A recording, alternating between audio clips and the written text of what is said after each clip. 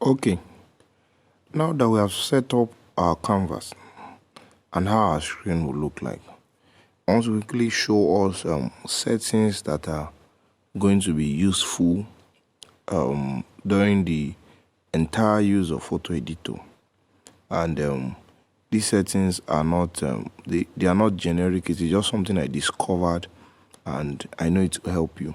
So the first thing you want to do is click on the zoom level bar here, and when I click on it, I notice you would notice that there are different options, different bars.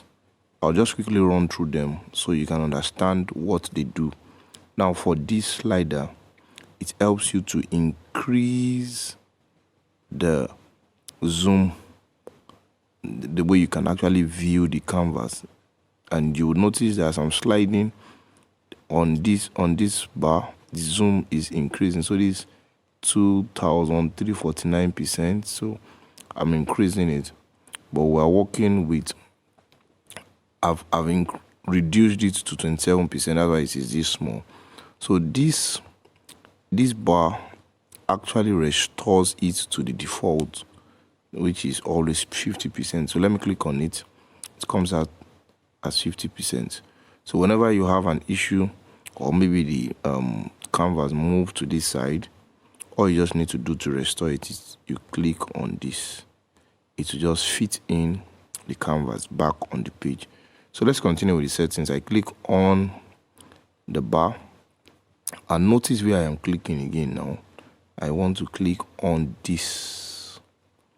So what does it do? It gives my page a grid line around it so that it is protected, and I know my boundaries when I'm designing. The next thing you want to do, and I would advise that you do, is you get a foreground color. That's and when I mean a foreground color, I am talking about a color that is under the canvas, and canvas color. You'll notice that we have a white background, and then we have some ash background layout here.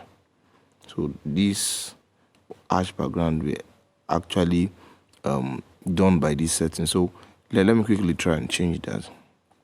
I'll click on white. So you will notice that we have white all over. When designing and working with when designing generally, you would not be able to concentrate, because you feel like your designs are your pages are on all of this, your canvas is on all of this, but you cannot have a design like this, simply because it will get you confused.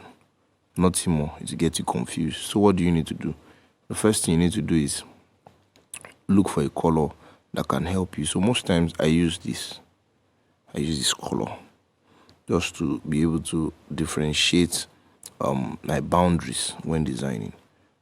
You can also use this for more darker effects. You can use the complete black. So these are settings that you need to understand and you need to do once you start using Photoeditor. The next thing I want to show us is on this slide. And now remember, we're talking about settings. This, and what does it do is to help us arrange and bring to